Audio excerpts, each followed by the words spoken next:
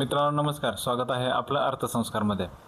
Nifty 26,000ला असताना सगळ्यांना equity mutual फंडमध्ये गुंतवणूक करायची होती. आता निफ्टी 23,000ला आले तर आता लोक घाबरायला लागले की गुंतवणूक कशी करायची, मार्केट आणखी पडेल की काय. ज्यावेळी गोल्ड लाईफ टाईम हायवरती होतं म्हणजे जानेवारीमध्ये, त्यावेळी सगळ्यांना सोन्यामध्ये आणि चांदीमध्ये गुंतवणूक करायची होती आणि आता एवढ्यात सोन्याचं चांदीचं कोणी नावसुद्धा घेत नाही आहे. मित्रांनो, आपण खरेदीला जाताना महाग असल्यानंतर खरेदी करतो की स्वस्त असल्यानंतर खरेदी करतो हे आपण बघणं गरजेचं आहे. इक्विटी मार्केटमध्येही असाच सिनेरिओ असतो. ज्यावेळेस सेल लागतो त्यावेळेस आपण जास्त खरेदी करणं गरजेचं आहे. घाबरून जाण्याची अजिबात आवश्यकता नाही आहे. आपण जे इनिशियल इन्व्हेस्टर आहेत सध्या, म्हणजे ज्यांनी SIP 1 वर्ष 2 वर्ष झालं किंवा 6 महिने झाले SIP सुरू केली, त्यांच्यासाठी हा सुवर्ण काळ आहे.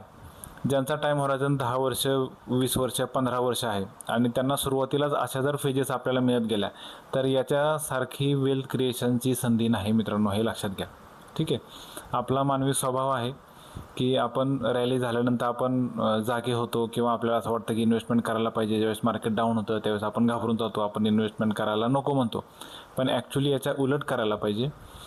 ज्यावेळेस मार्केट पडतं त्यावेळेस आपण मॅक्सिमम अमाऊंट इन्व्हेस्ट करायला पाहिजे. त्यावेळेस ते गुंतवलेली रक्कम इन फ्युचरमध्ये खूप मोठी रक्कम बनते, म्हणजेच वेल्थ क्रिएशनला आपल्याला हातभार लागतो. ठीक आहे. त्यामुळं काही गोष्टी लक्षात घ्या. SIP आपली अजिबात बंद करायची नाही.